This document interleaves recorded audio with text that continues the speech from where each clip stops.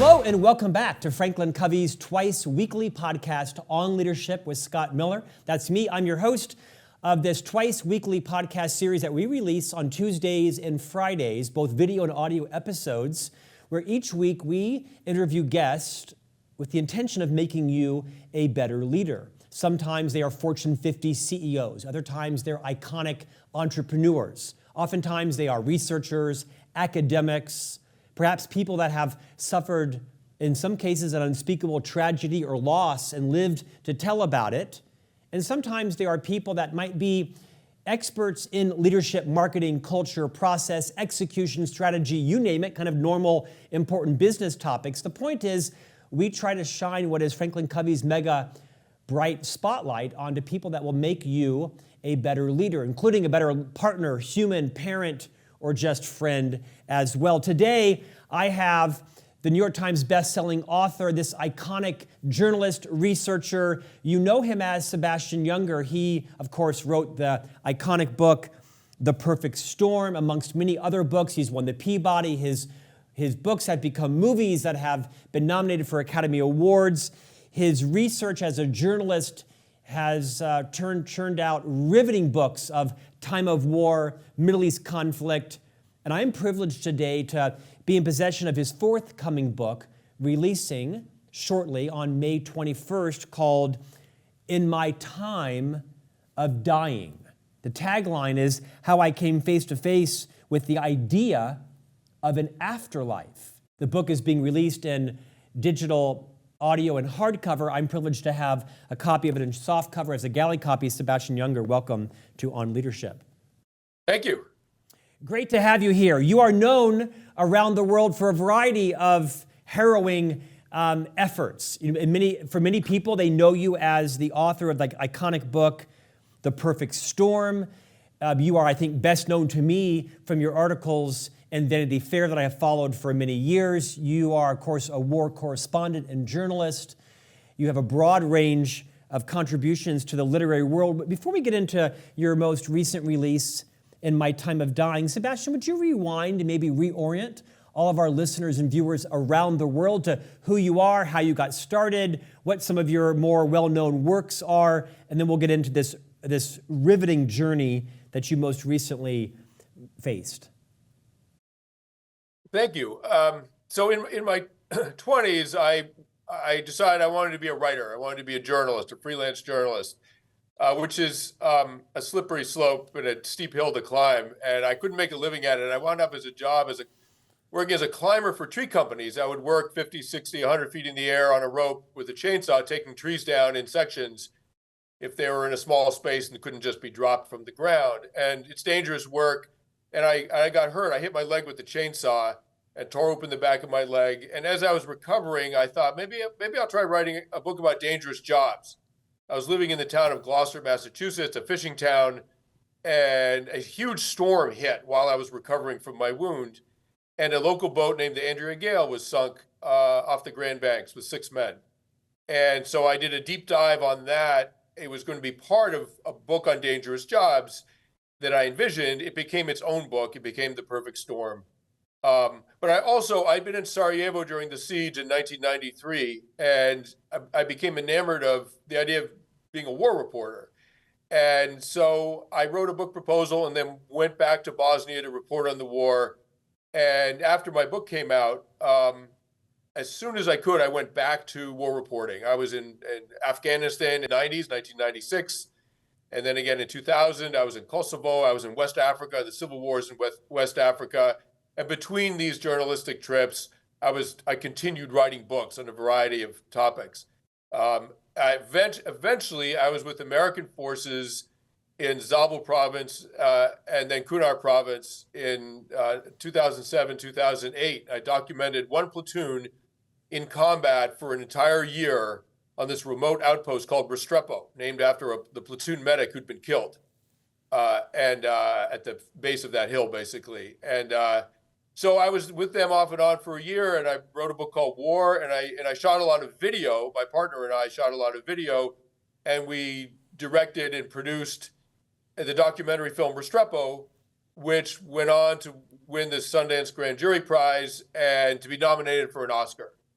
And a few years later, my colleague, Tim Hetherington, who I'd been at Restrepo with, was killed in combat in Libya during the Arab Spring on an assignment I was supposed to be with him on. We were supposed to go there together. At the last minute, I couldn't. He caught some shrapnel in his groin from a mortar, and he bled out in the back of a rebel pickup truck. And I decided I'd taken enough chances. I'd almost been killed several times that I knew of. I thought I'm going to get out. I saw what his death did to everyone who loved him. I didn't want to do that to the people who loved me. And so I got out of war reporting. And eventually I remarried, and I'm 62 years old. I have a 7-year-old girl and a 4-year-old girl. I have a family. I'm completely out of the war reporting business. My family, my daughters are the center of my life, and they're the reason I want to live as long as possible.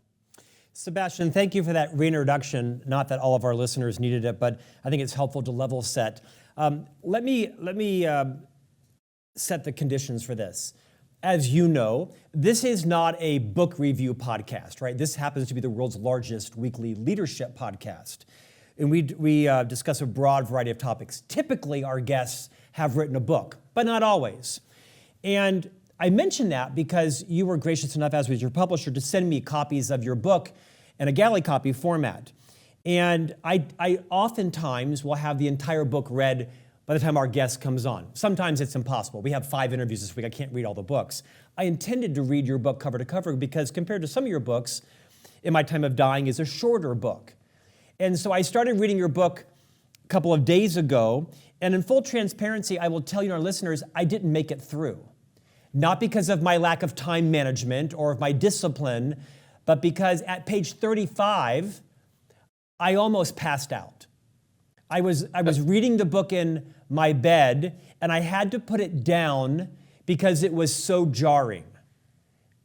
It was extraordinarily well written. You know this. It was riveting. It was about your own near-death experience and how you came really face to face with, to quote you, the idea of an afterlife. I put the book down. I got up out of bed. I got a cup of water, walked around, regained my blood pressure, and made it through 7 more pages, had to put it back down. So in confession to you and our guest, you obviously survived because here you are, but I don't know what happened in the last 2/3 of this book.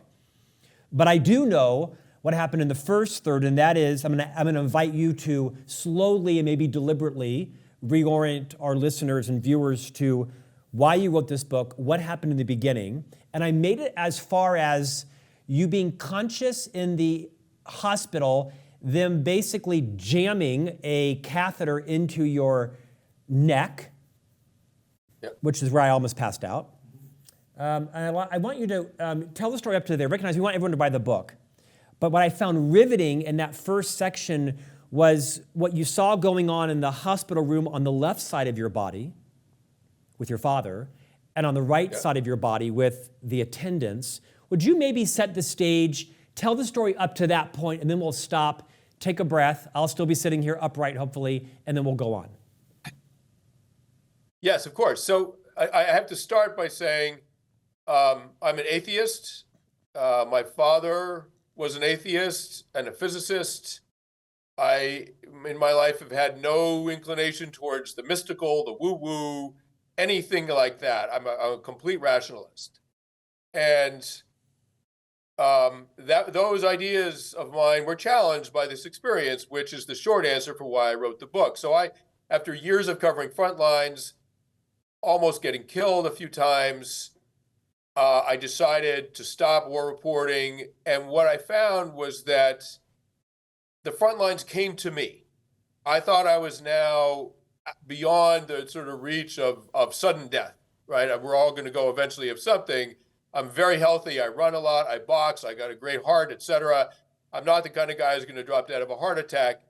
And so I never thought I would need an emergency trip to the ER to save my life. It never crossed my mind.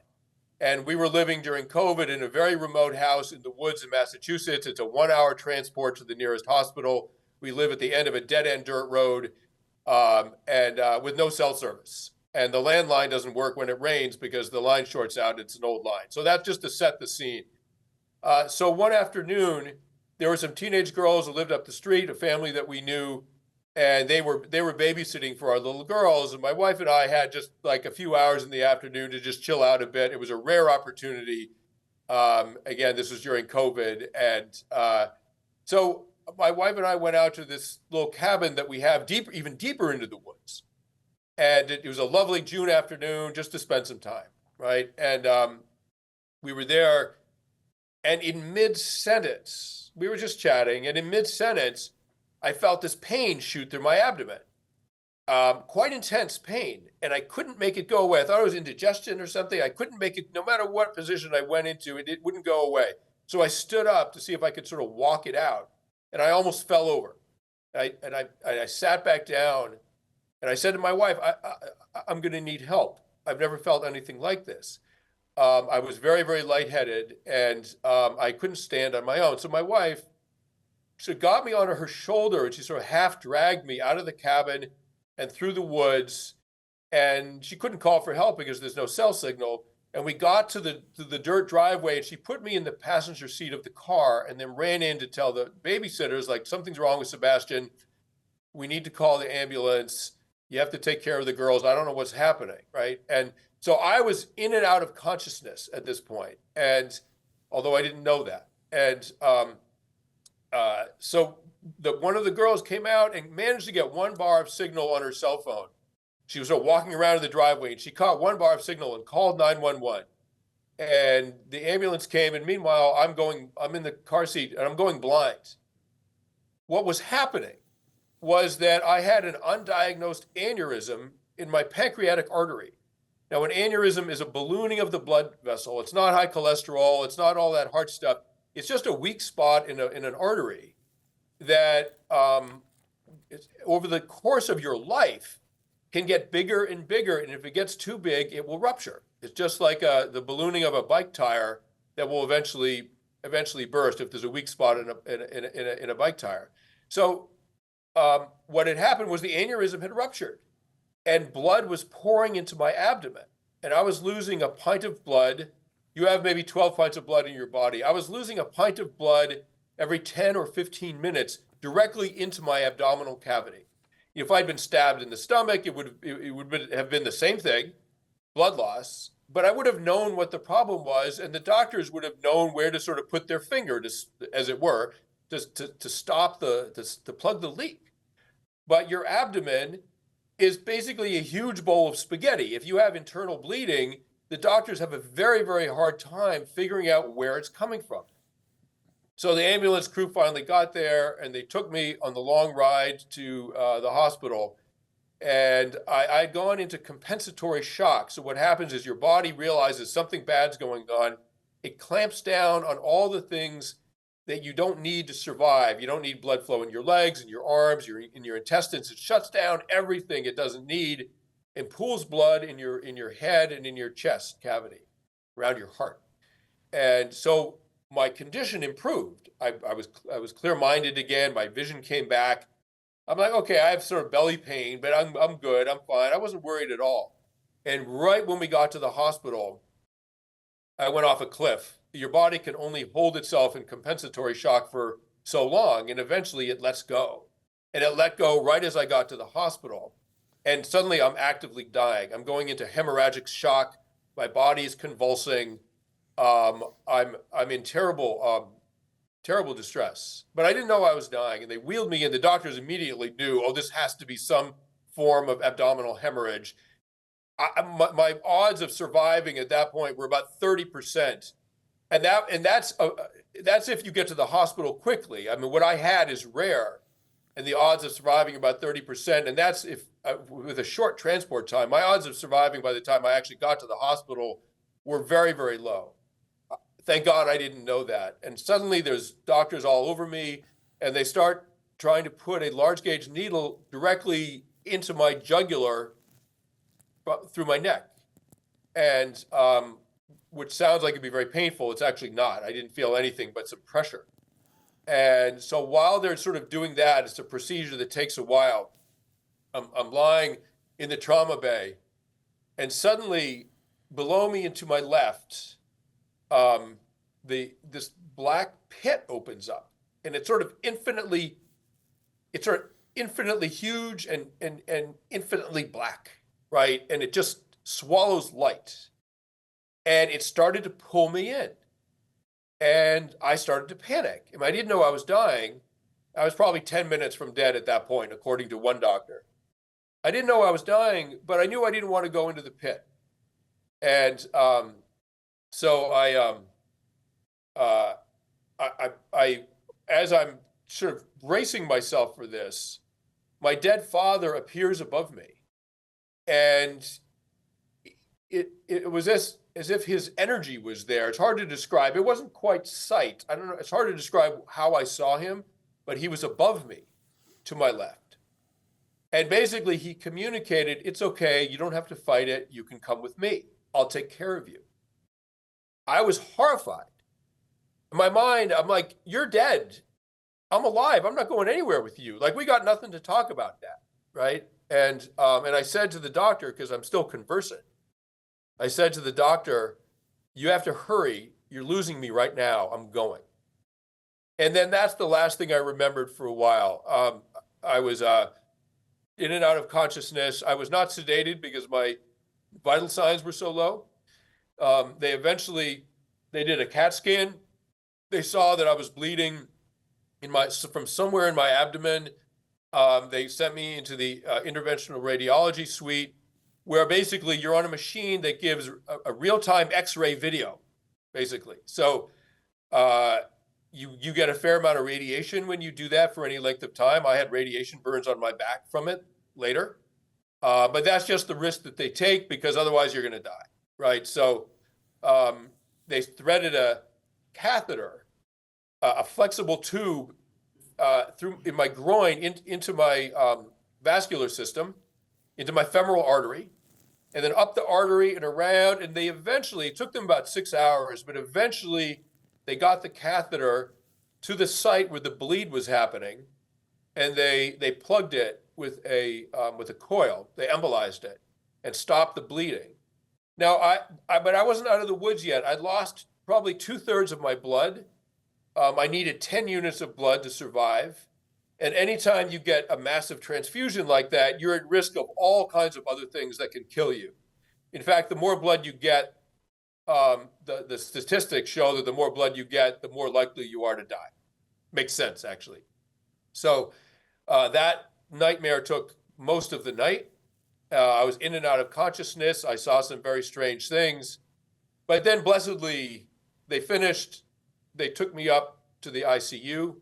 I briefly saw my wife on the way through, who went through hell because she spent 6 hours thinking she was going to lose her husband. Doctors were quite honest with her about what the risks were, what the stakes were. And then I woke up the next morning in the ICU. And of course, I had no idea what had happened. And the nurse said to me, "Wow, Mr. Junger, good morning. We almost lost you. You almost died last night. You're lucky to be alive. In fact, no one can believe you're alive." I was completely shocked. I had no idea. And then she left me, and I sat with that awful thought for quite a while, and just thinking about how my daughters almost lost their father. It really tormented me. And so she came back later, and I'll end with this for the moment. She came back an hour later. The nurse came back an hour later and said, "How are you doing?" And I said, "Well, I'm okay." I was throwing up blood. I wasn't doing well at all, but I said, "Yeah, I'm doing okay. But what you said to me is terrifying. I had no idea I'd almost died." And she said, "Try this. Instead of thinking about it like something scary, try thinking about it like something sacred." And then she left again. And I sat there thinking about those words. And I took it to mean, and again, I'm an atheist. I took it to mean, and I love the word sacred. I think it's a beautiful word and has many secular meanings that I'm happy to use it for. I took it to mean that I've been allowed to go to the precipice and to look over the edge into what we call the beyond, into whatever waits for us after death. And then I was allowed to come back. Most people aren't. What did I come back with? I'd gone to the ultimate front line. I'd been going to front lines my whole life and coming back with information that I thought people needed. I'd gone to the ultimate front line. What did I come back with? And if I could answer that question, that for me was turning this terrible experience into something sacred. And by sacred, I mean of some value, some use for people, something that will allow them to live their lives with more dignity and less fear. Sebastian, some of our listeners and viewers may think you just told us a story. You didn't. You told us 100th of the story.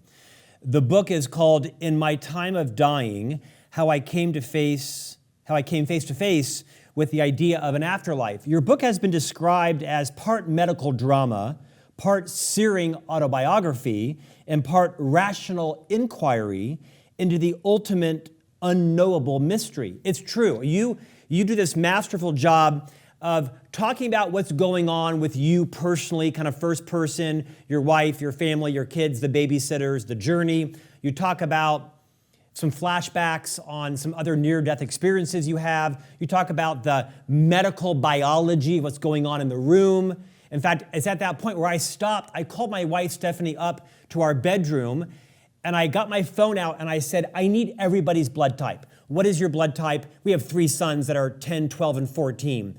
What is everybody's blood type? What is my blood type? And I put it in my phone under blood types.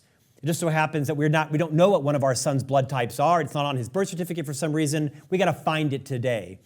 Before we go on in the story, will you talk about one of the gifts that you give readers is the importance of understanding the risks and the benefits of blood transfusions and how important this is, and just talk a little bit about the medicine, if you will, the medical aspects of blood donation, how important it is, how fast it leaves your body. Go wherever you want to on that, because I found that enormously helpful as a father who was crippled and then motivated into some action last night.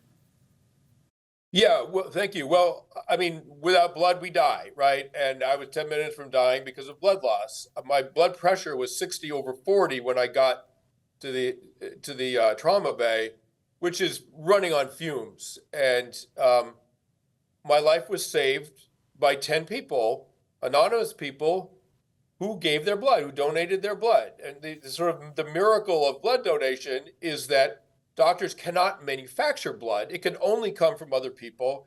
It is one of the most essential tools in saving people's lives that there is. And if you give blood, your body will manufacture more and replace it within like a week or two. And donating blood is a virtually painless 1-hour experience. And it's actually one of the few opportunities we have in this very safe, very mechanized, very modern society. One of the few opportunities we have to be part of something greater than yourself. We're all people. We all need blood. We're part of this wonderful society, this wonderful country. And fathers and mothers and children, soldiers, firemen, teachers, everybody who is in a medical crisis, they survive often because someone else donated blood and that saves their life. So this is my pitch to everybody, like, please donate blood. And if you do, you might save a life, but also you give yourself this amazing chance to be part of something greater than yourself. And it actually feels very good. I always walk out of there a little lightheaded because that's what happens when you give blood, but sort of slightly euphoric as well. It's such a good feeling. So blood transfusion was developed throughout the course of the 20th century. And some people early on tried to transfuse themselves with blood from animals. It doesn't work very well. Sometimes it kills the person. If you transfuse human blood and if you get the blood type right, if you don't, it's not necessarily the end of the road, but it's bad. But if you get the blood type right, O positive to O positive, what have you, you instantly, blood is interchangeable. You instantly have a fighting chance again. And one of the things they started to do is to separate blood into its various components. They do that so they can store it more easily. It's a logistics. They separate blood into its components to store it. Actually, whole blood coming from another person is actually the most effective way of transfusing blood. And they found that on the battlefields of Afghanistan and Iraq. And so the science is still developing. But it's absolutely crucial to saving life. And when I got there, they called a code red, which is a blood emergency. So they have to mobilize within the hospital all of these assets, nurses and technicians and doctors, to make sure that they get the right blood components and the right blood type from wherever they store that stuff. It's sort of refrigerator temperature, I think, into your body. And so they mobilize, quite a number of people. And there's a sort of daisy chain of, okay, confirming, O positive for Sebastian Junger. Yes, O positive for Sebastian. And every packet of blood that goes into you, the doctor has to sign off on. It's a very rigorous process because the stakes are extremely high. But it changed medicine. It's almost miraculous, and it saved many, many lives. And one of the dangerous things about a long ambulance ride is that they can give you saline solution, but they cannot give you blood. And had they been able to give me blood in the ambulance, I wouldn't have come close to dying, but they couldn't do that. And they're actually working on the technology to see if they can give blood in ambulances, but they're not there yet. In fact, Sebastian, I believe that in the ambulance, you actually asked the medic to give you more saline or something like that, and he refused. And you knew of that from your days in war reporting. And talk about the consequence of his decision not to do that as it relates to like the viscosity, the coagulation. I'm making words up, but give us a little more on that, and then we'll get back into the book. Yeah, so he gave me a bag of saline, which was correct. It increases your blood volume. So even though the red blood cells transport oxygen. So even though even though you've lost red blood cells, you still need to keep volume up so that your heart doesn't have to work too hard to keep your system pressurized. If you give too much saline, it can trigger other problems, something called acidosis, which is quite complicated. I'm not sure I even entirely understand it myself, but acidosis can also kill you. So they have to be very careful with the saline solution. Had he given me another IV bag of blood, I would have had double the risk. It would have doubled my risk of acidosis, and it might not have ended well. And so the whole trick is to keep up blood volume during the transport. Now, because I'm a runner, I have a strong, healthy heart, and they were monitoring they didn't realize, the ambulance crew did not realize I was bleeding out into my abdomen because my heart rate was quite normal. And that didn't make sense. Usually if you're losing blood, the heart rate goes up to keep your system pressurized. But my heart was beating normally, so they ruled out blood loss. They ruled out internal hemorrhage because my heart was at 70 or 80 or whatever. And that was because I have a strong, healthy heart, which in the end saved my life, but it threw them off course in the diagnosis. Sebastian, as an avowed atheist still, talk about the part of this book that you've written around how you came face to face with the afterlife after perhaps that initial experience with the black hole in your father. What happened beyond that? Well, so now I'm in the ICU and I'm lying there trying to digest this news that I'd almost died. And almost immediately I remembered seeing my dead father and the pit. And I didn't understand. I mean, I couldn't explain it. It came back to me. I'm like, oh my God, I saw my father last night. He was right there. He was trying to comfort me. He was inviting me. He was offering to sort of escort me into the next, whatever it is. And so, of course, and the subtitle is quite carefully worded, I don't know if I came face to face with the afterlife because I can't know if there is one. And I certainly can't prove there is one. But I definitely as an atheist, came face to face with the idea of one, the concept of one. And my book is an attempt to explain in rational terms what I saw and what the explanations might be. Sometimes people say to me, so, are you still an atheist? And because religious people, I can just say as an atheist, when religious people find out you're atheist, they're constantly trying to convert you, oh, come on, clearly God exists or there wouldn't be a universe. They have all kinds of arguments for why you should be a believer. And so someone like me is a prime target, like, oh, you saw your dead father? Well, what about now? Are you an atheist now? And I am. And my answer is the afterlife, and that's in quotes because I don't know that it exists, but the afterlife and God are not synonymous. They're not the same thing. You could have a creator God who created this amazing universe and populated it with completely biological beings like ourselves, who, when they die, are completely dead forever and there's no afterlife. It's entirely possible, right? Or you could have a completely physical universe uh, with biological beings like ourselves, who, when they die, continue on in some quantum form. And quantum physics is the realm of physics that deals with the subatomic reality, right? That's smaller than atoms. And quantum laws rule the universe. And there are some theories that quantum information is never lost, and that a human being, or maybe any conscious life, is a form of quantum information, and that after you die, that quantum information persists in a way that retains some identity of what used to be a person. And that maybe that's what I encountered on this threshold, where I was going from a biological being transitioning into sort of quantum information. And you can't prove this, you can't disprove it. It's a thought. I mean, really, it's a thought experiment. But it's one that does not have obvious answers or an obvious refutation. And so, in terms of the atheist question, that's how I sort of parse it out. You could have a God and an afterlife, or you could have no God and some kind of afterlife. You could have both. You could have neither. Like they're not dependent on each other, and they don't have to occur together or not occur together. They're really separate things.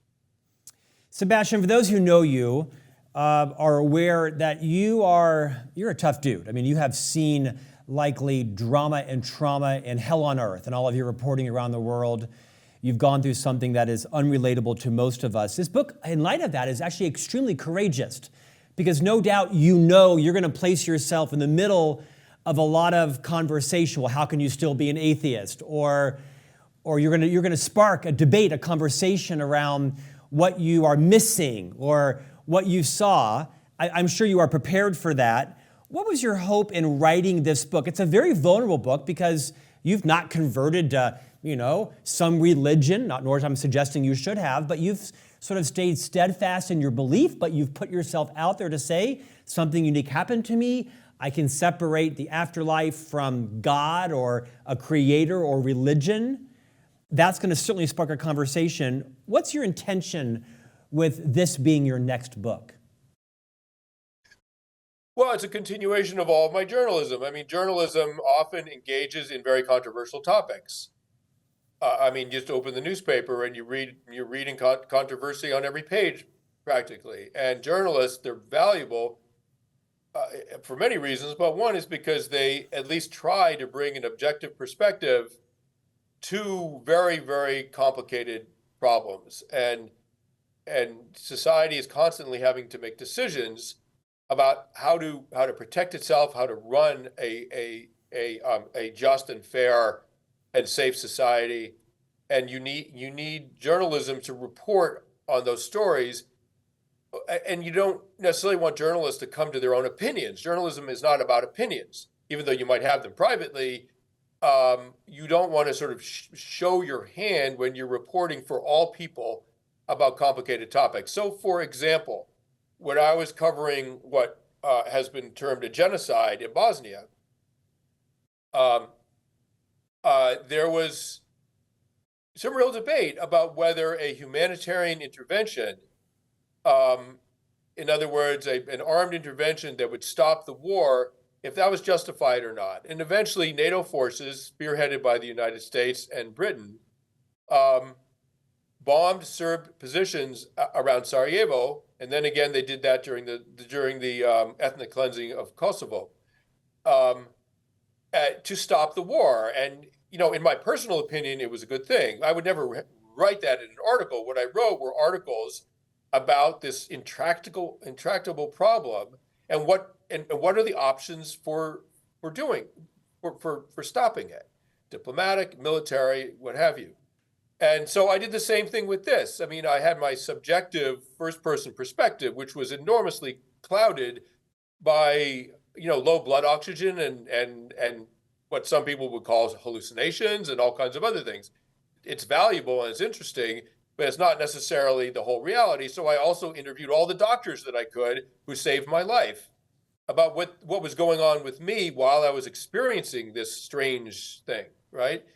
And then I did a lot of research and interviewed a lot of people about what are called near-death experiences. And there are many researchers and scientists and some doctors who believe that near-death experiences of the sort that I had show that there is an afterlife. It's a rather optimistic interpretation, but that's their belief. And so I looked through all the literature and I interviewed people that believe that. And why? And why do you believe that? Why? What do we believe and why? What are the rational reasons for believing what we believe? And then I looked at all the literature that sort of refutes that reasoning and says, no, it's not proof of an afterlife. We know that the brain, when deprived of oxygen, will have hallucinations. And if you have epileptic fits, you sometimes see a light at the end of a tunnel and all these other things that people who almost die also report. The refutation is, we can reproduce all of this in the lab, right? The human brain, the neurology is subjected to these forces and will react in certain ways. That's all NDEs are.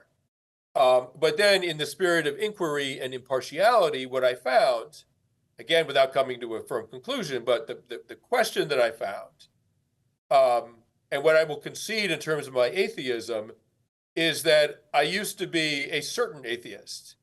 Now I'm an uncertain one, meaning that my mind has been open to the idea that not only do I not know, that the ultimate truth about the universe can't even be known by humans. It's possible it is just beyond our capacity to understand, as is the beginning of the universe. We know what happened within milliseconds of the Big Bang, but we don't know why the Big Bang happened in the first place. It may be beyond our knowledge. So likewise, life and death, it may just be beyond our knowledge to understand if there is anything beyond our biological death. And so the big question that really opened this up for me, that made me a sort of questioning atheist, is that many, many dying people, myself included, one of the things they see, they don't just have hallucinations, right? One of the things they see are the dead. And typically the dead come to help the dying person across the threshold. And this has been documented hundreds, thousands of times from societies around the world. And there's documentation about this throughout the ages. And so what we know is that if you give a room full of people LSD, they will all hallucinate, right? We know how that works in the brain, right? We know exactly how that works. But they will not all hallucinate the same thing, right? The dying hallucinate the dead, and no one else in the room sees the dead. And hospice nurses are constantly reporting this, that the dying person that they're taking care of in their last hours and even day or two, they see the dead in the room and they're even talking with them. And no one else can see them. And there are even cases, quite a few actually, of the dying person being visited by a dead person who had just died. And the dying person didn't know that this person had just died. And yet there they are. And so there is really a bit of a mystery. And that's where, in my book, it's divided into two sections, what and if. The what deals with what happened to me. The if section is, what if there were something more than just our biological existence that continued on after death? Almost in my words in the book, almost certainly that's not the case, right? I hedge my bets with the rationalists. But just as a thought experiment, if that were the case, how would it work? Like, how could that conceivably work within the sort of guardrails of science as we know it? And so obviously I don't come to a firm conclusion, but I do play out as far as we can in legitimate scientific terms how that might conceivably work. Sebastian, I think the measure of a great podcast is when the host says virtually nothing and the guest talks the entire time, and you've confirmed my hypothesis. I could listen to you for hours. I'm mindful of our time. Last question, on a lighter note.